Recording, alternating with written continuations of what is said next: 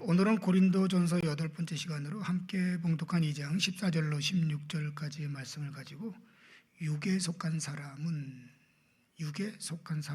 이런 제목으로 교회를 다니는 우리 성도의 신앙, 그 신앙의 현 주소에 대해 생각해 보려고 합니다. 사람은 저마다 추구하는 가치나 이상이 있지요. 그리고 그것이 좋든 나쁘든 그것을 기준으로 세상을 보고 판단하는 경향을 갖고 있습니다. 사상을 가지고 좌냐 우냐, 신분을 가지고 귀천을, 재물을 가지고 빈부를, 정치 성향을 가지고 여와 야를, 도덕을 가지고 선과 악을, 성적을 가지고 우와 열 등 다양하게 나누죠.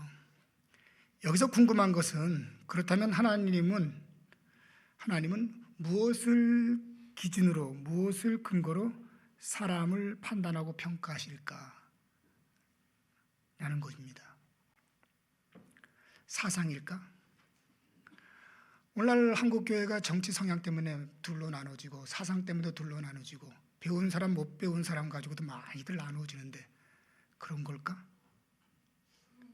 하나님 뭘 가지고 우리 성도들을 나누고 또 판단하고 또 평가하실까? 오늘 본문 14절 15절 말씀만 다시 한번 읽어볼까요? 14절 15절 시작.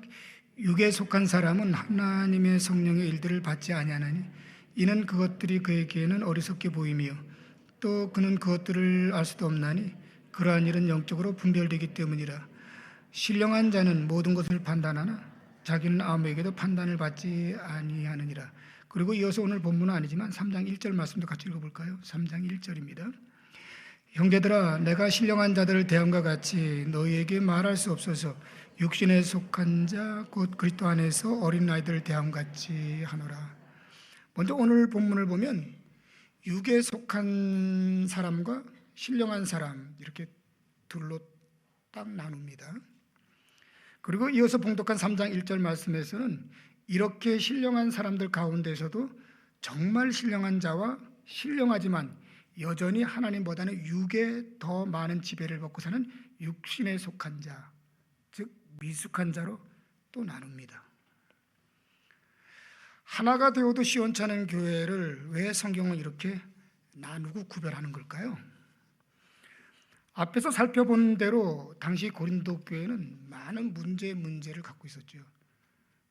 모양은 교회인데 그 실상을 들여다보면 교회가 아닌, 교회의 모습을 별로 찾아보기 힘든 그런 교회가 이제 고린도 교회였습니다. 여러 문제로 변질되고 변질되고 있던 교회. 이유가 무엇일까요? 다양한 이유가 있겠죠. 어떤 관점에서 보느냐에 따라서 문제가 있는데, 특히 오늘 본문의 관점에서 봤을 때에 사도 바울은 한마디로 이렇게 답변합니다. 교회 안에 가짜가 너무 많아, 이겁니다. 고린도 교회, 너희 교회는 진짜가 아니야, 가짜야. 고린도 교회 너희 성도들은 진짜 성도 아니야, 가짜 성도야. 너희들은 미숙한 혹은 아직도 하나님을 제대로 모르는 이런 식으로 이야기하는 거지요. 좀 더 구체적으로 말하면 믿음의 눈으로 보면 아직 구원도 받지 않은 교인이 혹은 영적으로 보면 여전히 유아기 상태에 있는 성도가 여러 외적 조건, 이해관계, 예를 들면 교회 오래 다녔다, 세례를 받았다, 성경을 많이 한다, 교회 생활이 익숙하다, 많은 사람과 친분이 있다, 이런저런 봉사를 많이 한다 등 이런 것들에 떠밀려서 너도 나도 모르는 사이에 교회의 일꾼이 되어버렸고요.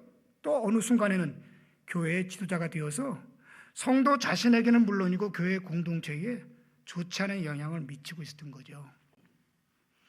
그러면 이렇게 신앙하는 사람들, 그들이 결국 맞게 될 그들의 마지막 운명은 어떻게 될까요? 진짜가 아닌데 자기가 진짜라고 착각하고 성숙하지 못한데 본인이 성숙하다고, 구원이 없는데 구원이 있다고, 하나님을 모르는데 하나님을 안다고, 자기 착각 속에서 평생을 신앙하다가 세상을 떠나서 하나님 앞에 서게 되면 그때는 어떻게 되는 걸까요? 딱 맞지 않지만 주님은 산상설교에서 이런 말씀을 하셨죠. 그날에 많은 사람이 나더러 이르되 주여 주여 우리가 주의 이름으로 손자 노릇하며 주의 이름으로 귀신을 쫓아내며 주의 이름으로 많은 권능을 행하지 아니하였나니까. 참 많은 걸 했지요, 그죠? 근데 마지막 결론은 뭐지요? 난 너를 모른다, 너희를 모른다. 달리 말하면 그러면 너는 나를 아느냐 이거죠. 예배는 익숙하고 사역에도 익숙하는데 정작 뭘 모르는 거죠? 하나님을 모르는 것. 여러분, 하나님 모르고도 하나님을 믿을 수 있는 거예요? 그게 가능한 걸까? 한마디로 모든 신앙이 아무 결과 없는 헛수고가 헛신앙이 되고 만 거죠. 나아가 이런 영적 지도자를 따라가고 이런 교회에서 한평생을 신앙하는 성도들, 그럼 그들의 결과는 어떻게 될까요? 괜찮은 건가요? 절대 안 괜찮죠.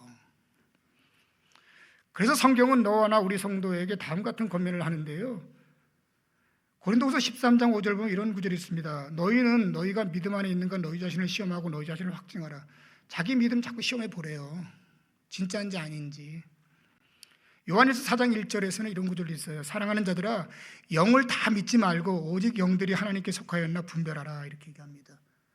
우리가 하는 많은 영적인 일들이 있잖아요, 그죠? 신앙의 일들이 있어요. 그거 진짜인지 아닌지 분별하래요. 그냥 예배니까, 그냥 목사니까, 그냥 교회 일이니까 좋은 게 좋은 거 아니야? 그러지 말라는 거 아니에요? 디모데전서 3장 10절에서 이런 말씀도 합니다. 사람들을 먼저 시험해 보고 그 후에 책망할 것이 없으면 집사의 직분을 맡게 할 것이요. 그러니까 아무에게나 직분 주거나 아무에게나 일꾼 세우거나 그러지 말라는 거 아닙니까? 먼저 시험해 보라는 거예요. 그 사람의 영혼도 문제지만 그 사람이 교회 일꾼 되었을 때 그 사람을 믿고 따라가는 사람 그거 어떡할 거냐, 이런 얘기겠죠. 이것이 바로 바울이 본문에서 고린도 교회 성도들에게, 나아가 오늘 우리 교회에게 전하려고 하는 첫 번째 메시지입니다. 너 진짜 맞니? 너 혹시 가짜는 아니지? 너 성숙하니? 아직 미숙한 건 아니지? 너 정말 목사 맞니? 목사 아닌 건 아니지? 물어보라는 거죠. 다시 본문으로 돌아가, 그러면 바울이 먼저 소개하고 있는 이 육신에 속한 사람은 어떤 사람을 말하는 것이고 그 특징은 뭘까요? 그 특징이 뭘까? 신약성경 유다서 1장 19절 보면 이런 구절이 있어요. 유다서 1장 19절입니다. 나중에 꼭 찾아보세요. 이 사람들은 육에 속한 자며 성령이 없는 자니라. 육에 속한 자를 이야기합니다. 근데 육에 속한 자며 성령이 없는 자라고 육에 속한 자를 어떤 사람과 동일시하고 있죠? 그게 그렇죠. 성령이 없는 자. 한마디로 육에 속한 사람은 그 사람 안에 뭐가 없다? 성령이 없다 이거죠. 성령이 없는 사람이다. 그러면 여기 성령이 없는 자, 즉 그 사람 안에 하나님이 없는 자라고 하는 건 무슨 뜻일까요? 목사인데 그 속에 하나님이 없는 목사, 장로인데 그 사람 속에 하나님이 없는 장로, 내가 예배를 드리는데 예배에 하나님이 없는 예배, 그러면 그 예배는 어떤 예배? 그 기도는 어떤 기도? 그 목사는 어떤 목사? 먼저 로마서 8장 9절에 이런 구절이 있어요. 성삼일체 하나님이 이제 쭉 동원이 되는데, 만일 너희 속에 하나님의 영이 거하시면 너희가 육신에 있지 아니하고 영에 있나니 누구든지 그리스도의 영이 없으면 그리스도의 사람이 아니라. 뭐가 아니라 그래요? 너 속에 하나님이 없으면 너 하나님 사람 아니야. 목사 아니라 목사 할아버지라도 어쩔 수 없어. 너 하나님 사람 아니야. 성경 분명히 얘기하고 있는 거거든요. 그리고 에베소 2장 11절 12절 보면 이렇게 얘기합니다. 생각해 보아라. 너희는 그때 육체로는 이방인이요 그리스도 밖에 있었고 소망도 없고 하나님도 없는 자였다, 이렇게 얘기합니다. 하나님도 뭐한 자? 없는 자. 언제? 구원 받기 이전의 상태. 그 상태를 뭘로 본다? 하나님 없는 사람. 이걸 거꾸로 말하면 예수 믿는 사람은, 구원받은 사람은 누가 있는 사람? 그렇죠. 하나님이 있는 사람. 하나도 이상하지 않죠? 지금 이 말 자체가 좀 이상하세요? 아니, 교회 다니면 하나님 믿는 사람이지 무슨 거기 뭐 하나님 믿고 없고 뭐 그런 거 따지냐고 짜증나게. 혹시 그런 분 없죠? 아, 그 예배가 예배지 뭐 하나님 믿고 없고 그게 뭐 그렇게 중요해? 내가 열심히 예배 드리고 되고 뭐 열심히 헌금하면 되는 거지. 자꾸 그런 거 가지고 시비 걸고, 안 그래도 연말 바빠 죽겠는데 뭐 혹시 이런 거 아니죠?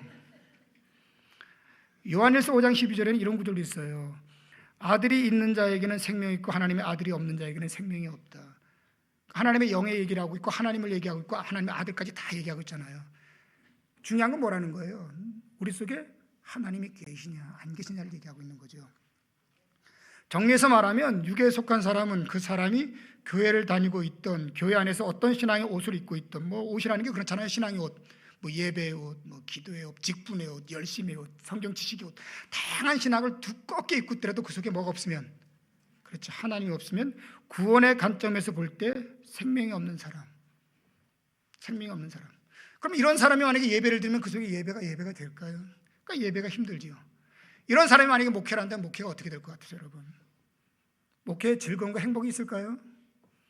거기에 비전과 꿈이 있을까요? 이런 사람이 기도한다고 해서 그 기도 속에 하나님과의 만남과 인격적 교제가 있을까요? 어렵겠죠. 그런 말입니다. 한번 물어볼게요. 정말 하나님을 믿는 교회 안에도, 소위 이렇게 예배드리고 신앙한다고 하는 성도들 안에도 하나님이 없는 성도가 진짜 있을까? 없을까? 모를까? 한 번은 말입니다, 오래전부터 알고 지낸 친구가 있어요. 같은 교회를 잠깐이지만 다녔고요. 유학 갈 때는 같이 갔다가 이제 그 친구는 뉴저지로, 저는 필라델피아로 머물렀는데 나중에 그 친구가 이제 목회를 합니다. 그리고 한참의 시간이 지났고요. 지금도 목회하고 있어요. 어느 날은 저에게 진지하게 묻는 겁니다. 친구니까 편하게, 동구가 너는 정말 하나님이 계시다고 믿니? 라고 묻더라고요. 처음에는 굉장히 자존심 상했어요. 내가 뭐 하나님 믿지 않는 사람처럼 행동해서 저런 질문하나? 조금은 살짝 마음이 상하려고 그러더라고요. 근데 그 친구의 말은 그게 아니라 진짜로 묻는 거예요. 너는 정말 하나님이 살아계신다고 믿냐? 하나님 계신다고 믿냐?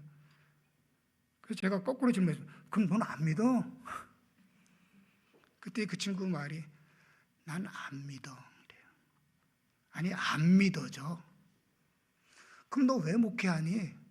너도 아는 것처럼 우리 어머니 아버지가 장로고 권사님이시잖아. 아들 목사 만다고 서운했잖아.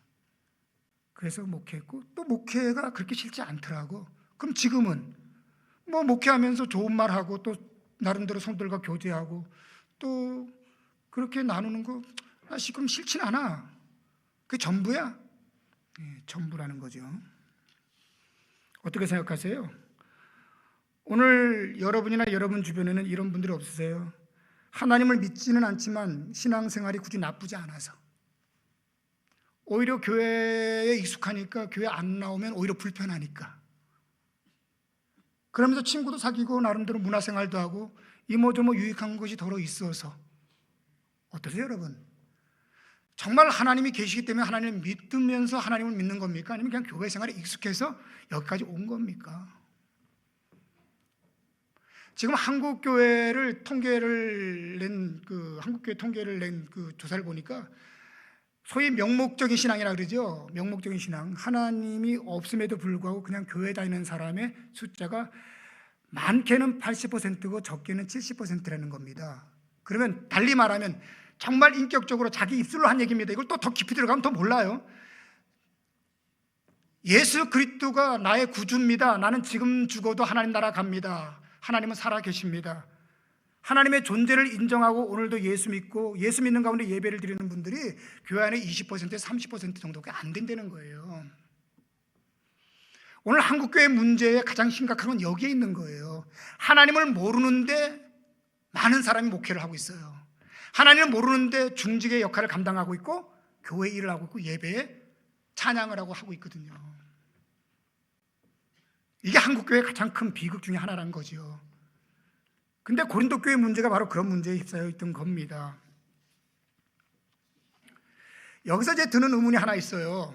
드는 의문이 있습니다. 그게 뭐냐면 그러면 보이지 않는 하나님이 정말 우리 안에 계신지 혹은 계시지 않은지 우리는 확인할 수 있을까요? 확인할 수 없을까요?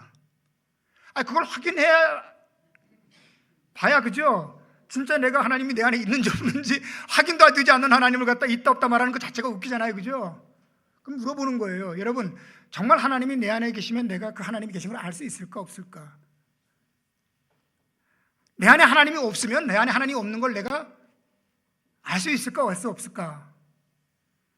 우리 고린도후서 13장 5절 말씀 같이 읽어보십시다. 고린도후서 13장 5절입니다. 같이 읽습니다. 시작. 너희는 믿음 안에 있는가? 너희 자신을 시험하고 너희 자신을 확증하라. 예수 그리스도께서 너희 안에 계신 줄을 너희가 스스로 알지 못하느냐? 그렇지 않으면 너희는 버림받은 자니라. 너희는 믿음 안에 있는가? 너희 자신을 시험하고 너희 자신을 확증하라. 믿음의 확인이 가능하다, 가능하지 않다? 크게 가능하다는 말이죠. 그럼 어떻게 가능하다는 거예요? 예수 그리스도께서 너희 안에 계신 줄을 너희가 스스로 알지 못하느냐? 그렇지 않으면 너희는 버림받은 자니라. 이런저런 주장이나 신앙 얘기 뒤로 하고 예수 그리스도가 자신 안에 계신지 안 계신지를 보면 알 수 있다는 거 아니에요. 알 수 있다는 거 아니에요, 그죠? 그러니까 그 속에 하나님이 있는 사람은 하나님이 있다는 걸 자기가 안 되는 거 아니에요. 그 속에 하나님이 없는 사람은 자기 속에 하나님이 없다는 걸 자기가 안 되는 거 아니에요. 분명히 하나님이 없는 건 내가 알겠는데 하나님이 있는 건 잘 모르겠다. 이것도 저것도 아닌 것 같다. 어떨 때는 살짝 있는 것 같다가 어떨 때는 짐 싸서 나간 것 같다가 다시 어느 날은 기분 좋아서 다시 들어왔다가. 제가 질문 하나 해볼게요. 여러분은 지금 여러분이 살아있는지를 아십니까 모릅니까? 알지요. 어떻게 아세요? 질문 자체가 웃기죠. 어떻게 아세요? 그야 내 안에 생명이 있기 때문 아닌가요? 그죠? 그러면 보이지도 않는 생명이 있는지 없는지는 어떻게 알죠? 생명 자체가 우리로 하여금 내가 살아있음을 증거하잖아요. 내가 지금 말하고 있잖아요. 내가 지금 보고 있잖아요. 내가 지금 느끼고 있잖아요. 내가 지금 소통하고 있잖아요. 이게 다 뭐가 하는 거죠? 내 안에 생명이다 하는 거잖아요. 이와 마찬가지로 성령이 그 사람 속에 역사하시면은 그 사람 속에 있으면 성령이 성령으로서 성령의 일을 한다는 거 아니에요. 누구를 통해서? 나를 통해서. 그래서 당연히 알 수 있다는 거예요. 당연히 알 수 있다. 그렇다면 반대로 성령이 없는 사람은 알 수 없겠죠, 그죠? 당연히 알지 못하겠죠. 그러면 알지 못하는 그들의 특징은 뭘까? 아는 사람은 아는 사람의 특징이 있고 알지 못하는 사람은 알지 못하는 사람의 특징이 있다는 거 아니에요, 그죠? 그게 뭘까? 그게 본문 14절에 나와요. 오늘 본문에 14절 같이 읽어볼까요? 시작. 육에 속한 사람은 하나님의 성령의 일들을 받지 아니하나니 이는 그것들이 그에게는 어리석게 보이며 또 그는 그것들을 알 수 없나니 그러한 일은 영적으로 분별되기 때문이라. 여러분 이 구절을 가지고 한번 쪼개서 넘버링을 한번 해보세요. 첫 번째 번호를 갖다가 하나님의 성령의 일들을 받지 아니한다 1번. 그리고 2번은 이는 그것들이 그에게는 어리석어 보임이라 2번. 3번은요 그는 그것들을 알 수도 없음이라 3번이고요 4번은 뭐죠? 그러한 일은 영적으로 분별되기 때문이라. 이렇게 잘라서 제가 설명을 해볼게요. 한번 들어보세요. 육에 속한 사람은 그 속에 하나님이 없기 때문에, 없는 사람이 있기 때문에 1번 하나님의 일, 성령 일들을 받지 않는데요. 그럼 여기서 말하는 하나님의 일, 성령의 일은 뭘까요? 굉장히 많죠, 그죠? 하나님의 일, 성령의 일이 많아요. 가장 중심에는 하나님이 선택한 십자가, 하나님이 우리에게 약속한 천국, 하나님이 우리에게 주신 복음, 하나님이 오늘도 우리와 함께하기 위해서 드리는 예배, 하나님이 우리들에게 요구하는 기도. 근데 그런 사람들은 기도가 안 된다는 거 아니에요. 그런 사람들은 예배가 안 된다는 거 아니에요. 그게 안 드려진다고요. 십자가를 얘기하는데 십자가가 안 믿어진다고요. 전도를 얘기하고 용서를 얘기하고 사랑, 이런 게 안 받아들여진다고요.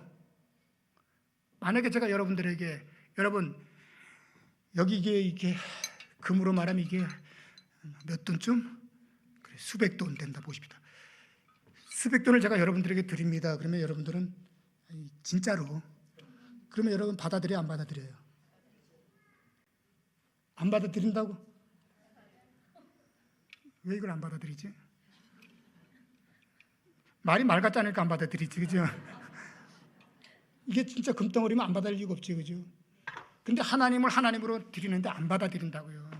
예배를 주는데 예배를 안 받아들인다니까요. 생명을 생명이라고 얘기하는데 안 받아들인다는 거예요. 그 놀라운 하나님의 그 약속을 이렇게 퍼부어 대는데 육에 속한 사람은 이 하나님의 일을 안 받아들인대요. 이상해, 그죠? 안 받아들인대요. 근데 그 이유가 뭐라 그러죠? 2번 따라서 해보십시다. 어리석게 보임이라. 어리석게 보임이라. 하나님의 일, 성령의 일을 받아들이지 않는 것은 육에 속한 사람들 눈에는 그게 어리석어 보이기 때문에 그런데요. 고린도전서 1장 22절로 24절 말씀 제가 한번 읽어볼게요.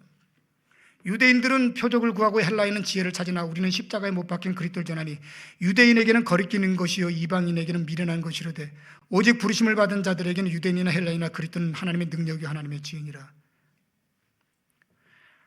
하나님의 능력, 하나님의 지혜인데 육에 속한 사람들은요 그게 다 어리석어 보인대요. 어리석어 보인다. 그리고 3번 좀 더 구체적인 이유가 나와요. 여기 따라서 볼까요? 그것들을 알 수 없기 때문이라. 한마디로 영적인 것을 느끼고 깨닫고 이해할 수 있는 능력이 없기 때문이다 이렇게 얘기하는 거예요. 안 받아들일 분들 더러 있겠다, 그죠? 제 친구가 요즘 거의 못 만났는데 보스턴에서 이제 목회하다가 커넬 대학에서 이제 교목을 했던 친구가 있어요. 근데 그 친구는 앞을 못 봐요. 소경이에요. 제가 이제 보스턴에 잠깐 들렀을 때 그 친구가 이제 저를 안내하면서 보스턴 구경을 시켜주는 거예요. 그러니까 친구처럼 내가 농담을 했지. 야, 소경이 참 뭐를 안내한다고 참 재밌다 그랬어요. 근데 그 친구가 저를 어딜 데려가냐면 수족관을 데려갔어요. 보스턴 수족관이 되게 크거든요. 근데 안내를 너무 잘해주는 거예요. 여기에는 무슨 물고기가 있는데 얘 앞을 못 본다니까요. 그걸 막 설명하면서 3시간을 그래서 내가 그랬어요. 야, 너는 어떻게 앞도 못 보면서 그렇게 설명을 잘하냐. 20번 왔대. 20번. 왜냐하면 사람들이 너무 좋아하니까 자기가 그걸 안내하다니까 완전히 안내 박사가 된 거야. 근데 넌 재밌니? 그랬더니 하는 말이 재밌겠니? 여러분, 앞을 보지 못하는 사람이 수족관을 갔어. 재밌을까요? 재미없을까요? 재미 하나도 없죠. 재미 하나도 없죠. 근데 앞을 보지 못하는 분에게 제가 어느 날 저에게 거꾸로 놀러 왔어. 그 친구가. 야, 우리 이 일산에는 진짜 저기 가면은 그 굉장히 좋은 수족관이 있다. 아, 그래요? 네, 있는데 한번 내가 너를 데리고 갈게. 그래서 그 앞을 보지 못하는 친구한테 제가 거길 데려간다면 좋아할까 안 좋아할까요? 그렇죠. 무시하는 거 아니면 바보스럽게 보겠지요, 그죠? 아무 소리도 듣지 못하는 사람들에게 고가의 비용을 지불하고 피아니스트 연주회를 데려간다면요, 어떻게 생각할까요? 그렇죠, 안 좋아하겠죠. 오늘 많은 사람이 왜 예배를 드리면서 예배가 안 좋을까요?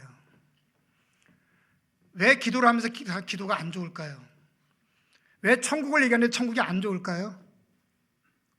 왜 하나님의 마음 사랑을 얘기하는데 그것이 전혀 느낌도 없고 오히려 부담스럽고 오히려 짜증나는 이야기로 들릴까요? 이유가 뭐라고 생각하세요? 한마디로 말하면 그걸 보고 느끼고 깨달고 누릴 수 있는 그게 그 안에 없기 때문에, 달리 말하면 하나님이 그 속에 없기 때문이야 라고 얘기하고 있는 거예요. 이게 바로 육에 속한 사람이라고. 육에 속한 사람 아닐까요? 근데 이거 인정 안 해요. 생각보다 기분이 조금 좋아가지고 찬양이 되면 오늘 나 은혜 받았어가 되고요. 기분이 좀 꿀꿀해서 오늘도 예배도 그렇고 찬양이 안 되면 나 은혜 안 받았어가 되고요. 여러분, 예배나 하나님을 섬기는 것은 그런 게 아니에요. 그런 게 전혀 아니라고요. 따라서 여러분, 그 속에 하나님이 없는 사람이 저같이 또다시 하나님의 일을 해야 된다고 생각하면 그것이 어떨까요? 그 사람의 얼굴에도 나타나잖아요. 저 사람이 정말 이걸 느끼고 즐기면서 하나님을 알고 목회라는지, 알지도 모르면서 그냥 종교적 행위를 생활하고 있는 것인지. 여러분, 교회 사역도 보면 알지 않습니까? 그렇죠? 어떤 봉사를 하는데 정말 저 사람이 하나님을 알고 주방에서 일을 하고 있는지, 아이를 키우고 있는지, 아이에게 교육하고 있는지, 전도를 하고 있는지, 찬양을 하고 있는지 이거 몰라요? 이거 모릅니까? 근데 중요한 건 말입니다. 나는 어떤 사람이냐가 중요한지요. 나는 뭐 교사든 그렇다 치고 목사도 그렇다 치고 말입니다. 나는 어디라고 생각하세요? 이걸 묻고 있는 겁니다. 마태복음 26장 6절 이하에 보면 이런 이야기가 나와요. 들어보세요. 예수께서 베다니 나병 환자 시몬의 집에 계실 때에 한 여자가 매우 귀한 향유 한 옥합을 가지고 나아가서 식사하시는 예수의 머리에 부으니 제자들이 보고 분개하여 이르되 무슨 의도로 이것을 허비하느냐, 이것을 비싼 값에 팔아 가난한 자들에게 줄 수 있었겠도다 하거늘 예수께서 아시고 그들에게 이르시되 너희가 어찌하여 이 여자를 괴롭게 하느냐, 그가 내게 좋은 일을 하였느니라. 한 번은 과거 나병 환자였다가 주님으로부터 치유받은 바리새인 시몬의 집에 주님이 초청을 받고 간 거죠. 유대인들은 손님이 집에 오면 의례적으로 하는 관습이 있어요. 먼저 키스를 하고요, 그 다음에 물로 발을 닦아주고요, 그리고 손을 닦게 하고요, 닦은 몸에 감람유를 발라줍니다. 그런데 시몬은 말입니다, 이런 의례적인 일조차 주님께 베풀지 않지요. 그런데 그때 한 여인이 시몬의 집에 들어와 감람유 대신 향유를 예수께 붓고요, 물 대신 눈물로 발을 적시고는 수건이 아닌 머리털로 닦아주고 그 발에 입을 맞추는 거예요. 물론 이를 본 시몬과 제자들은 이런 여인의 행동을 이해할 수가 없었죠. 이해 못했죠. 여러분, 주님이 지금 다른 주님이 아니잖아요. 같은 예수님이잖아요. 근데 같은 예수님을 두고서 왜 시몬과 제자들 그리고 이 여인의 행동은 달랐을까요? 시몬의 눈에 예수님은 어떤 예수로 보였을까요?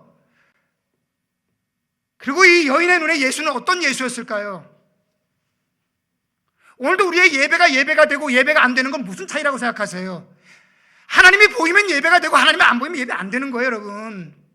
하나님이 느껴지면 기도가 되는 거고 하나님이 안 느껴지면 기도 안 되는 거거든요. 어떻게 하나님을 띄워놓고서 이런 신앙 행위가 가능하다고 생각하세요? 그러니까 믿음의 감격과 감동은 없고 그냥 신앙의 행위에 익숙함만이 느는 거야. 프로페셔널한 그런 찬양대, 그런 목회자, 그런 예배, 그러니까 교회 안에 연출만 자꾸 느는 거예요. 더 화려함만. 내면의 감동은 없는 말입니다. 두세 사람이 모이는 곳에 주님이 함께 하셔서 예배가 되는 그런 예배인데 수십만 명이 모여도 예배가 안 되는 오늘날의 이 시대 예배를 이거 어떻게 설명해야 될까요? 아버지만 불러도 따뜻한 아버지의 어떤 그런 음성이 들려고 그 속에 위로가 되는데, 제 얘기해서 조금 미안한데요, 오늘은 유난히 제가 좀 피곤하더라고요. 요즘 연말이 그래요, 목사들한테는. 그래가지고 이제 오늘 예배인도 하는데 쉽지 않겠다. 쉬워 보이지 않죠, 그죠? 그래서 이제 2부 때 앉아가지고 여기서 예배를 이렇게 그냥 가만히 앉아서 이제 하나님 예배 좀 도와주십시오. 하나님께 영광 돌리고 이런 건 두째치고 하나님 예배 지금 죽쓰게 생겼는데 예배 좀 도와주십시오. 근데 그 순간에 그냥 제 느낌이에요. 다른 거 아무것도 없고 하나님 이렇게 딱 안아주시면서 너 수고 많았다. 그냥 그런 마음이, 다른 아무 얘기 없이 너 그냥 수고 많았다. 근데 마음속에 감동이 되고요, 다른 아무 것들은 필요 없어요. 그냥 수고 많았다고 하는 그 하나님의 그 내면에서 들리는 음성, 그리고 그냥 한 번만 꼭 안아준 것 같은 느낌을 받았거든요. 그러고 난 이후에 이제 예배에 힘을 얻게 됐죠. 또 그리고 이렇게 쓰고 있는 거죠. 여러분, 하나님은 그런 거 아닌가요? 거기에 무슨 화려함이 필요하고 특별함이 필요하고 훌륭함이 필요하고 거창함이 필요합니까? 아버지, 그러면 왜? 이거 아닌가요? 이게 고백이고 이게 간증이고 이게 우리가 신앙하는 우리의 삶의 모습 아니냐, 그 얘기를 하는 겁니다. 오늘 말씀의 내용 가운데서 우리 14절 말씀 한번 가보십시다. 다시 한번 14절 읽어봅시다. 시작.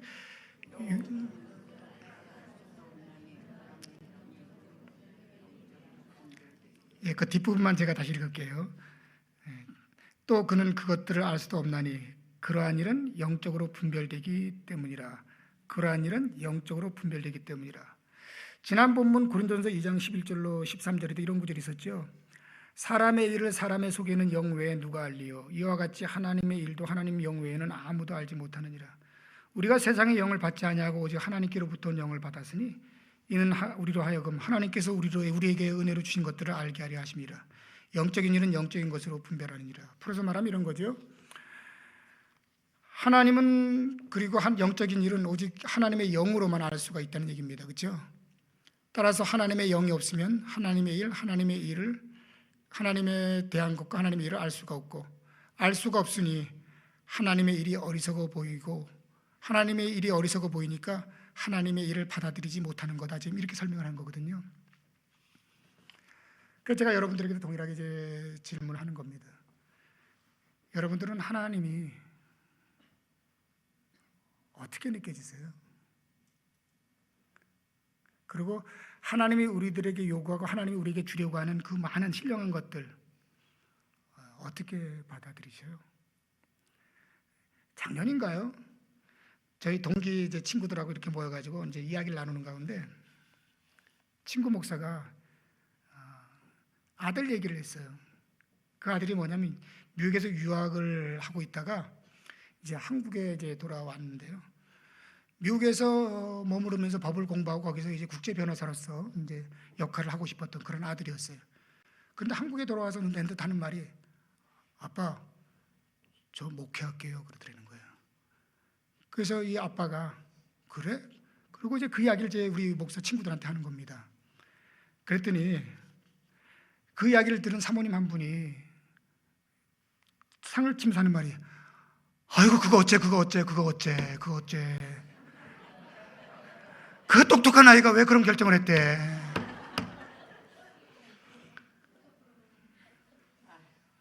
무슨 말인지 이해가 좀 되나요? 목사 되는 게 아깝다 이거죠.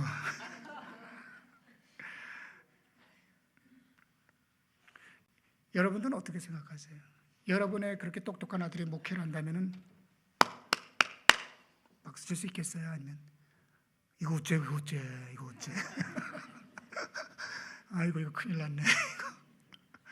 어떻게 생각하세요? 주님이 비유를 들어주신 내용이 있는데 그 비유 내용만 간단히 설명하고 오늘 말씀 마칠게요. 두 비유입니다. 마태복음 7장 6절에 나오는 비유. 거룩한 것을 개에게 주지 말며 너희 진주를 돼지 앞에 던지지 말라. 그것들이 그것을 발로 밟고 돌이켜 너희를 찢어 상하게 할까 염려하라. 마태복음 13장에 나오는 또 하나의 비유입니다.